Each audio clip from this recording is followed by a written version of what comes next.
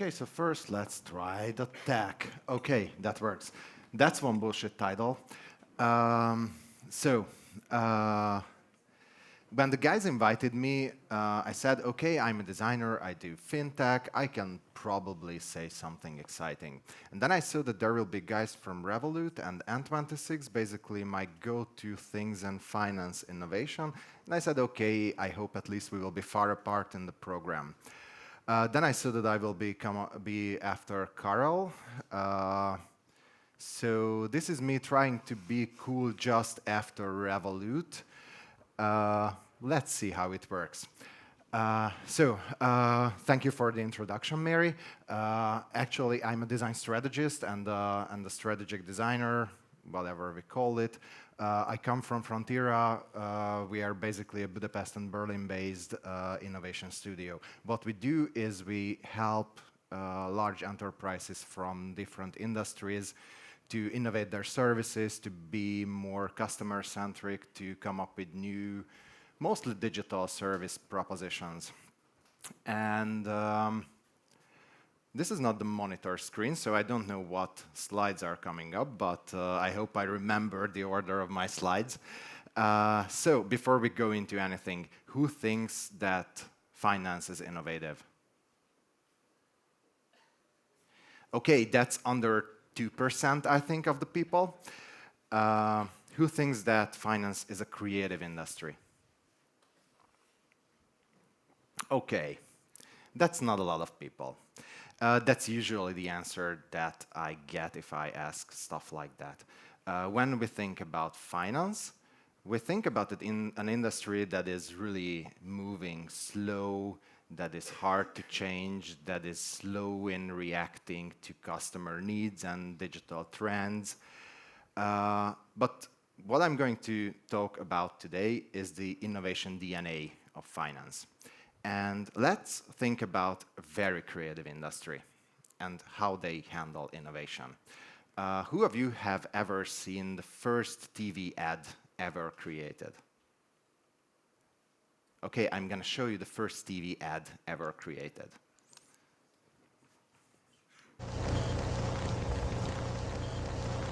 America runs on Bulliver time. That's it. New technology came along, and this is how the creative industry responded to the new technology. They went back to what they were used to.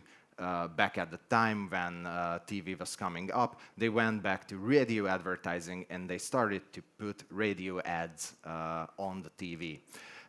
It took them about 10 years to change that way of working with this new technology, this new disruptive technology, and they came up with better TV ads. I will show you some of the second or third TV ads that were on TV ever. Here, this year, you can break away. Right now is the time. Right now, why not break away? Break away in a Firebird. Break away in a Friend Free. Break away in a G. So if you look at what's going on, it took 10 years for the creative industry to move away from putting radio ads on the TV and instead putting print ads on the TV, still not understanding this new disruptive technology. And it took another 10 years to come up with a new innovation, a new way of tackling this new technology and figuring out All right, now let's see if we can find first. No, that's not it. No, believe me, it's in there somewhere. No matter how rough you treat a rebel, it's awfully hard to hurt it.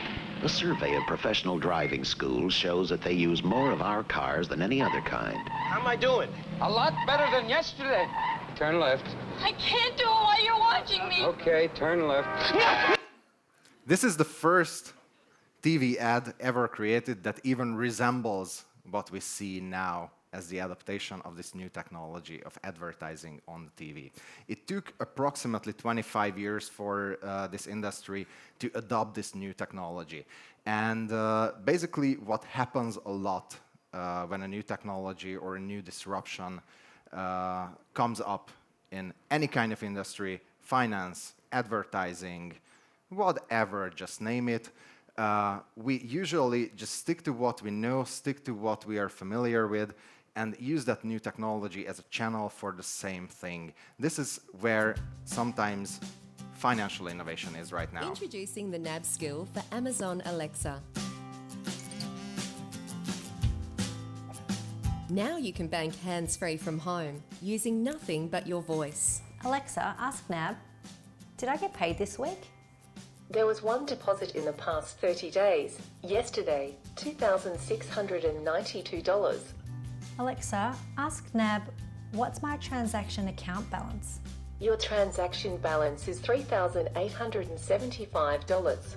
Alexa, ask NAB, what do I owe on my credit card? You owe $360 on your credit card account. With the NAB skill for Amazon Alexa, you can find out. Seems innovative, right? Sorry, I don't know how to just stop the video without going to the next slide. So, voice is here. All these new technologies are here. And basically, what the financial industry is doing right now with these technologies is just exactly what the creative industry did with the television and all these kind of new technologies that came up in the 50s, just putting the same kind of thinking to a new channel. And actually, this happens with all the industries. What I would rather like to talk about today is what the innovation DNA of banking and finances is. Because actually, to understand how innovation works in an industry, the best is to look back to its past. So let's talk a little bit about the past of banking and finances. Because from now, and for what we can remember as people under 2,000 years old, we can only think about the past couple of decades of banking. Maybe we have some information about banking from the past 100 years, and it hasn't really changed since then. But actually, back when banking was conceived, it was actually back in Mesopotamia. And this, what you can see right here, is a bank statement carved in stone.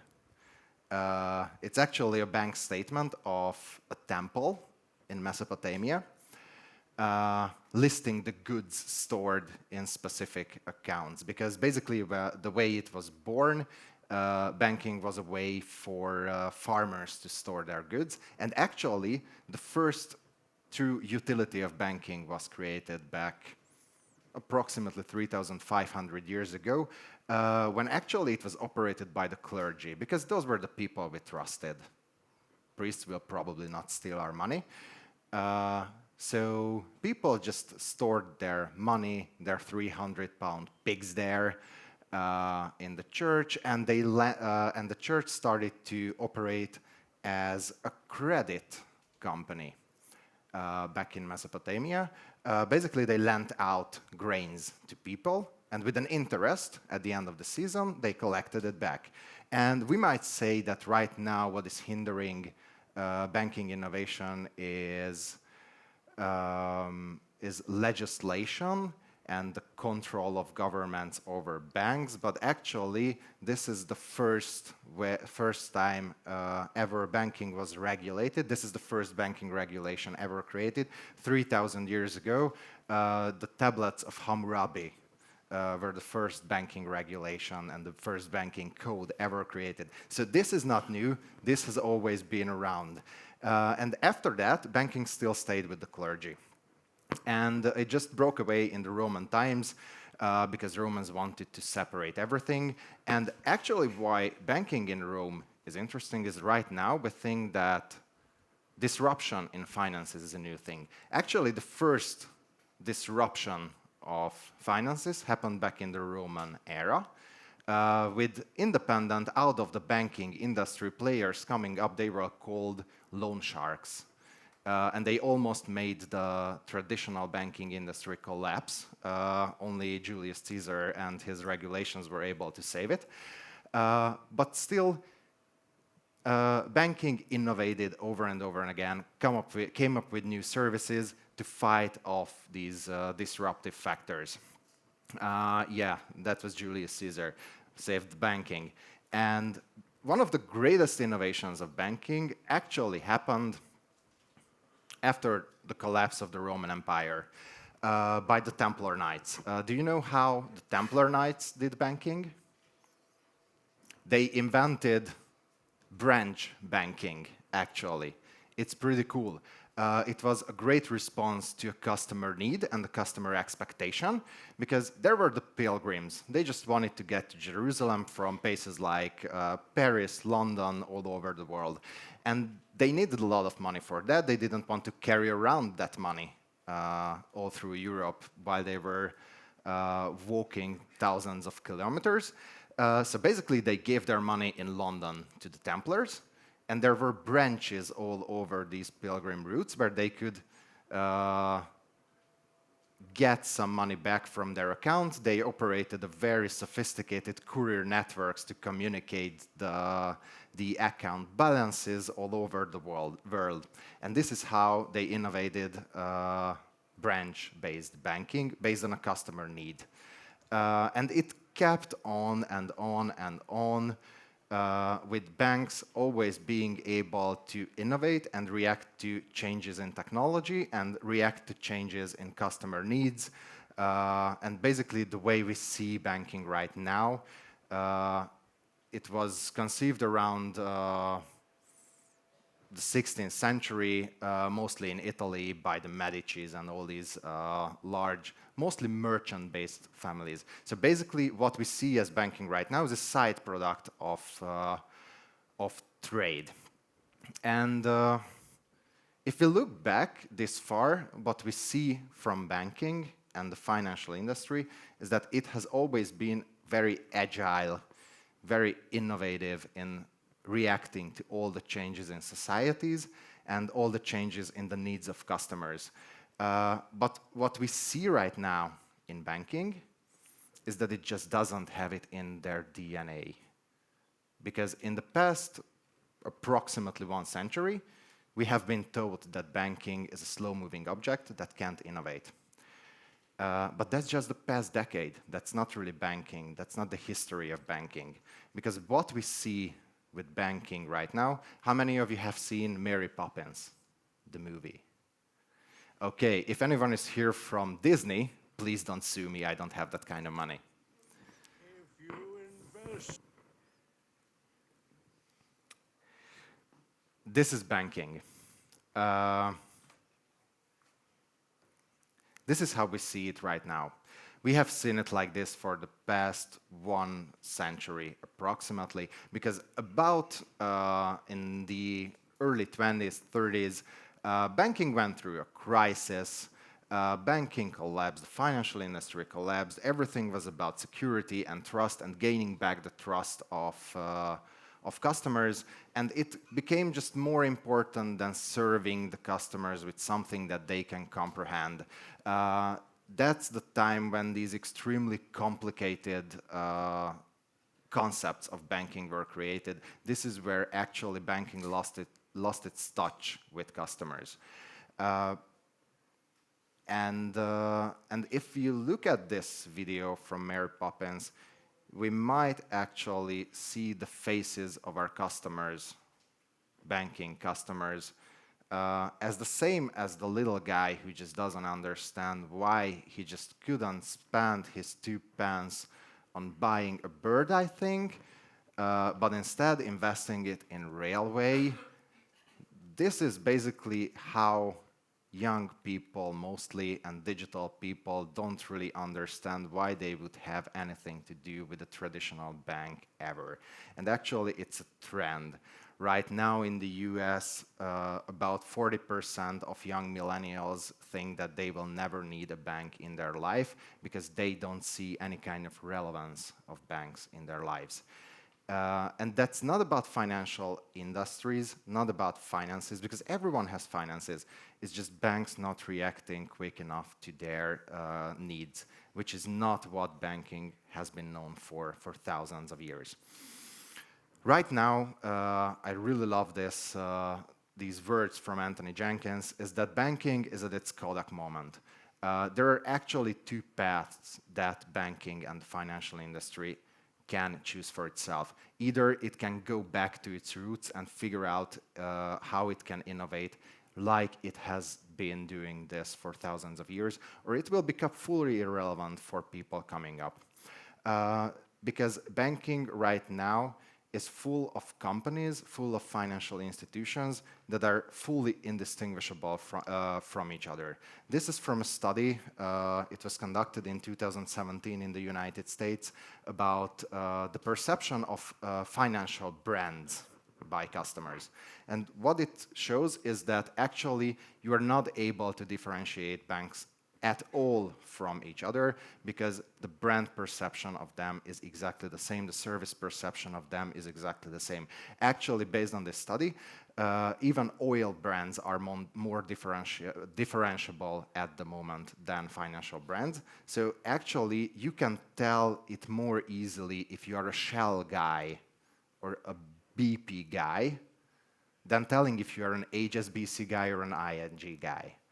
Because there is so zero difference between offerings, and without differentiation, actually there is no such thing as irrelevance in people's lives. And if we look at these concepts of banking, we might think that, that there are these capstones of the financial industry that has always been there, and we just don't dare to challenge them. Who knows why we have account numbers? Really. In every bank, we have account numbers. It's an innovation that actually came from Silicon Valley back in the late 40s, when IRMA, the first banking backend, was created by the Bank of America. Basically, the reason we created the bank account number was because we had to print something on the checks in magnetic ink so that these backends were able to comprehend the checks and clear the checks. And this was actually a technical hack. These computers were not able to read characters, only simple numbers, and that's why the account number was created. Do we still need that? Are we still using these backends? Do we need the concept of an account number? Computing has developed 60 years since then, 80 years since then. We don't need this concept. We can let them go because they are constructs that were quick fixes for a problem that existed 80 years ago. Why do we have face-to-face identification when you are opening a bank account? Is it security? Actually, when you go to airports, you might see these little guys, those camera little guys. Basically, that's what in a lot of airports are used for checking your identity based on a photo that you provide. They do it in less than 2 seconds, and they are approximately 15 to 20 times more accurate than an actual person checking your identity based on a photo or a video. When we look at these kind of things, we have to understand that some things that look like security, some things that look like a basic, are actually just something that is stuck in our mind, and we don't really need that anymore. We can build financial solutions without them. Like if you had to reimagine right now, based on the technology available today, how you score credits for people, would you still use forms for them to fill out? Or would you use artificial intelligence to tell about the real risk behaviors of people, like it's done by a lot of companies, for example, ICBC in China, and actually it's in a lot of insurance companies coming up, figuring out risk behaviors based on actual behavior instead of people telling what they do. And some of the great innovators of the financial industry today are the ones that go back to these basic core utilities and the basic core innovation DNA of banking. Like, for example, Alipay or WeChat Pay, now serving billions of people. And as we are actually at the design conference, it's really interesting to note the design approach of these companies, because they didn't just move away from the concept of cards and bank account numbers and all these kind of banking concepts. They are moving away from the traditional way we think about innovation, because the traditional way of thinking about innovation is based on design thinking, iterative thinking, all these kind of concepts that were created back in the 90s. And actually what is coming up in these companies is this grand design thinking, in which the basic core concepts of a product are created very long up ahead in the process, and then building on those concepts iteratively. If you would have to reimagine payments with today's technology, would you still fall back to about time? No, I'm fine. Would you still use cards or any kind of these very overused materials, or would you just use the mobile phones or the identities or the social identities of people? And the greatest innovators in the financial industry are the ones that are challenging these primary rules of how we can build a financial service. I don't know how many of you know M-Pesa from Africa. I hope more and more people know about it, because it's one of the most interesting innovations in the financial industry in the world right now, and not just from a scale point of view. From a scale point of view, actually, it's also really interesting because they are growing like in an exorbitant pace. For M-Pesa, it took 214 days to get their 1 million customers from starting the service, and actually 40% of the GDP of Kenya right now is going through M-Pesa. It's basically the core financial solution and accounting and payment solution of most of Middle Africa right now, and it doesn't have a financial backend, because it's fully and completely built on telecommunication backends and SIM cards and telco core IT solutions without anything involved in finances, because they were able to move away from the concept that a banking product and a financial product has to be built on financial backends and financial infrastructures. It doesn't have to be that way. The core here is the utility that you are building and not the legacy that you're building on. Because people who are challenging finances right now are people who are challenging the core building blocks of the financial industry. I love this video of Jack Ma. I'll just show you. You know, you did a great job, and blah, blah, blah.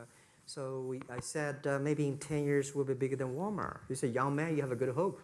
So we have to make a bet. I think in 10 years we'll be bigger than Walmart on the sales, because if you want to have 10,000 new customers, you have to build a new warehouse and this, that. For me, 2 servers. Because these people think without the legacy anymore. And it doesn't matter if the guys like Jack Ma are trying to disrupt trade or sales or Walmart or the financial industry or insurance or whatever. Basically, what they are doing and what the great innovators in finances are doing right now is that they just don't care about the industry borders anymore. They're only caring about the main core utilities of banking and how they can provide that base utility of banking to their customers. And this is how, based on this thinking, some of the greatest financial innovations can be created. For example, in China, how many of you know Yuebao? The world's largest investment platform right now. Literally. It's built on people's Alibaba wallets. Basically, what they're doing is that they are encouraging people to invest the leftover cash in their Alibaba wallets in simple investment products that they couldn't afford any other way. And they are handling, I can't remember how many hundreds of billions dollars of investment there. And basically, the way they could do this is that they didn't try to sell investment products and saving products to people. They just encouraged people to use the money that they already have there in their wallets and use it in a better way. And they didn't even position this as a financial product. They positioned it as an add-on for the Alibaba wallets. Nobody thinks of this as a financial solution or savings product. It's an add-on, a plug-in of another solution. It's embedded.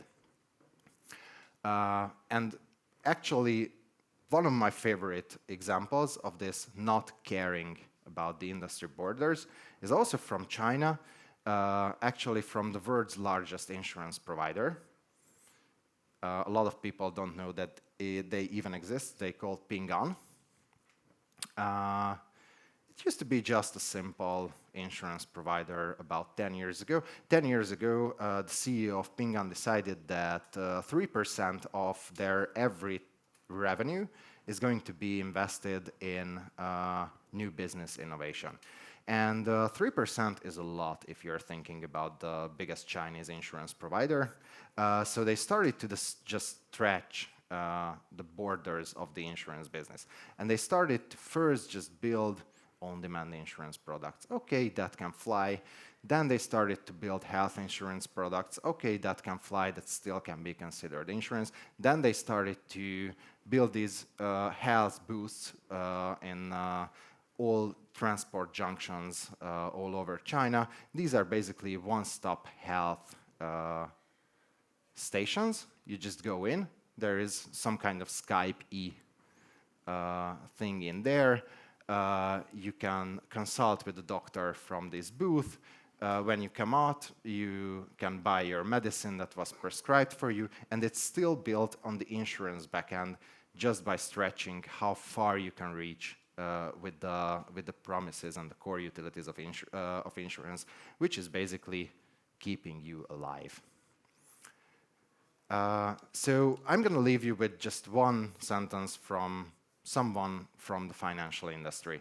Dee Hock, he used to be, I don't think he was a founder, I think he was just CEO of Visa. He said that the problem is never how to get new and innovative thoughts in our heads. It's about how to get the old ones out. When we're thinking about financial innovation, the problem is not how to get innovative, cool, new ideas, new ways of solving customer problems, because banking has been good at this for at least 4,000 years. Figuring out how to serve customers, how to innovate, that's what the financial industry has been doing forever.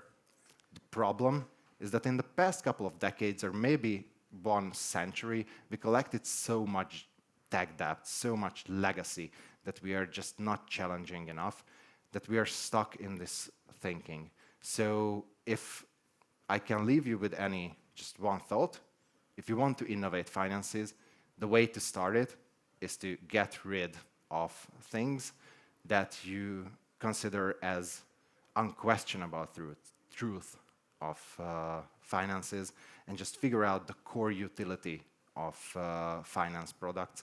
And then it's so much easier to get back to the core innovation DNA of banking.